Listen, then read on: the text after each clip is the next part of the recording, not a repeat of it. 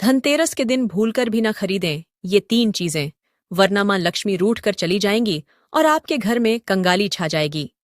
ऐसे में धनतेरस के दिन बहुत सारे लोग बहुत चीजों की खरीदारी करते हैं, तो आपको ध्यान रखना चाहिए कि ये 3 चीजें भूलकर भी ना खरीदें।